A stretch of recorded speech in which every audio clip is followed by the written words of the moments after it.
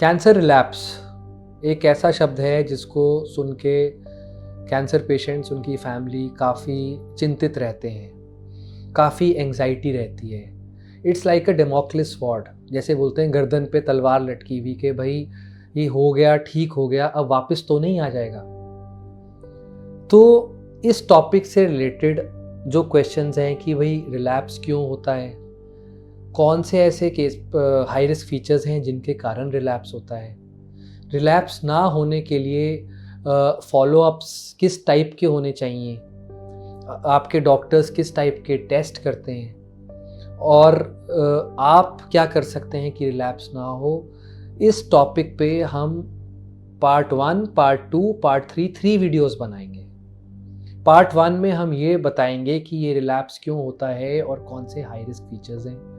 Part 2 में हम ये बताएंगे कि फॉलोअप्स किस टाइप के होने चाहिए, कितने साल तक होने चाहिए, क्या टेस्ट हैं जो हमें करने चाहिए। और पार्ट 3 ये है कि आप एज अ पेशेंट और आपके फैमिली मेम्बर्स क्या कर सकते हैं अपने लेवल पे कि ये रिलैप्सेस ना हो। ये तीनों पार्ट्स ध्यान से एंड तक देखिएगा, बिकॉज ये information goes a long way to prevent a cancer relapse.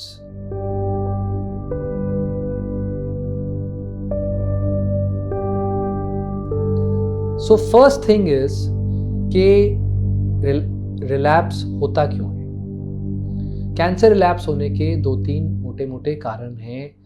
सबसे बड़ा कारण होता है इम्परफेक्ट या इनकम्प्लीट ट्रीटमेंट। पेशेंट या उनके फैमिली मेम्बर्स ने अपना कैंसर ट्रीटमेंट बीच में ही छोड़ दिया, आधा पौना लेके छोड़ दिया। उनको लगा कि ये ट्रीटमेंट इतना ही बहुत है, खुद ही डिसाइड कर लिया, रिश्तेदारों ने डिसाइड कर लिया, या कोई और परिस्थितियां रहीं, फाइनेंसेस थे या टॉलरेंस का प्रॉब्लम था, वो कैंसर का ट्रीटमेंट बीच में छूट गया। तो ये पेशेंट्स सबसे जल्दी रिलैप्स करते हैं।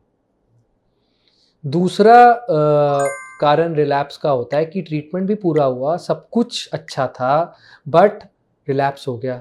ये इसके पीछे जो कारण है वो एक थ्योरी तो ये है कि सब कुछ करने के बावजूद भी कई बार 99% कैंसर सेल्स खत्म हो गए, बट वो जो 1% कैंसर सेल रह गए थे वो एस्केप कर गए, वो अंदर चुपचाप बैठे हुए थे और उन्होंने फिर से वो साइकिल पूरा शुरू कर दिया, 1 से 2, 2 से 4, 4 से 6, और इस बारी वो ज़्यादा घातक फॉर्म में वापस आए क्योंकि ये वो कैंसर सेल थे जो ट्रीटमेंट से बच गए थे। ट्रीटमेंट करने के बावजूद जो बच जाए वो ज़्यादा घातक होता है, उसको बोलते हैं treatment resistant tumour clones. So they are more potent cancer cells, so they cause a relapse. Third reason for relapse के कई बार हमें कैंसर का ट्रीटमेंट क्या है, अल्टीमेटली कैंसर का ट्रीटमेंट है कैंसर हटाना।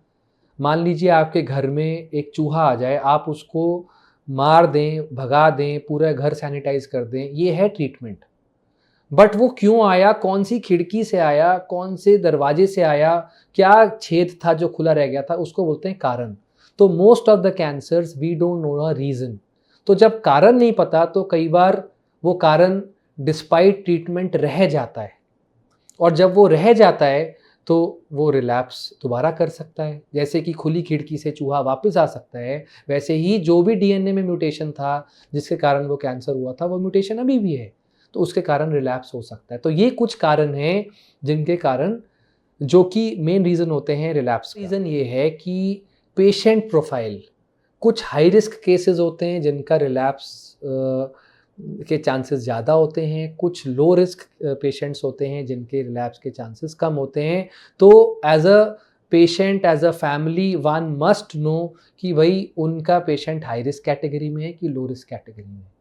सो रिस्क कौन से हैं जो कि कैंसर के रिलैप्स होने के चांसेस ज़्यादा रखते हैं। सबसे पहले है एज, जितनी एडवांस्ड एज उतने कैंसर रिलैप्स के चांसेस ज़्यादा हैं। दूसरा है ट्यूमर साइज़, जितना ट्यूमर साइज़ बड़ा होगा उतने कैंसर रिलैप्स के चांस ज़्यादा हैं। तीसरा है नोडल इन्वॉल्वमेंट, कि क्या वो ट्यूमर एक जगह सीमित था कि आसपास के लिम्फ नोड्स को इन्वॉल्व कर लिया था। चौथा पॉइंट है ग्रेड, जब कैंसर होता है भाई वो उसकी तासीर होती है हाई ग्रेड या low grade. Low grade tumours जो होते हैं उनके रिलैप्स के चांसेस कम होते हैं, हाई ग्रेड ट्यूमर्स के चांसेस ज़्यादा होते हैं। तो ये फीचर्स आपके डॉक्टर्स बताते हैं आपको। इसके अलावा जो हाई रिस्क फीचर है जो कि कैंसर रिलैप्स में एक कारण बनता है, वो है very long exposure to carcinogens, यानी कि मान लो टोबैको किसी ने कंज्यूम किया तो लंबे समय तक टोबैको कंजम्पशन करना, किसी ने कम टोबैको कंज्यूम किया वर्सेस किसी ने 25 से 30 साल तक मल्टीपल पैक्स ऑफ सिगरेट पिए और अर्ली एज से सिगरेट स्मोकिंग की। So number of years of exposure, तो ये हेड एंड नेक कैंसर्स में सबसे ज़्यादा कॉमन होता है, जिसको बोलते हैं फील्ड कैंसराइजेशन। पेशेंट ने एक बार सर्जरी कराई, 2 साल बाद फिर वापस आ गया, फिर सर्जरी कराई, 2 साल बाद फिर वापस आ गया। पेशेंट भी परेशान, डॉक्टर्स भी परेशान, बट इसका मेन रीज़न होता है, इसको बोलते हैं फील्ड कैंसराइजेशन, कि excessive exposure to carcinogen for a very long time. इसके अलावा जो कई रिलैप्सर्स होते हैं वो होता है कोई जेनेटिक म्यूटेशन, फैमिली हिस्ट्री। मान लीजिए एक म्यूटेशन होता है, उसको बोलते हैं ब्राका। अब किसी को ब्राका म्यूटेशन है तो पहले उसको ब्रेस्ट कैंसर एक ब्रेस्ट में होगा, वो ठीक हुआ दूसरी ब्रेस्ट में होगा, वो ठीक हुआ तो ओवरी में हो जाएगा, वो ठीक हुआ तो पैनक्रियास में हो जाएगा। सो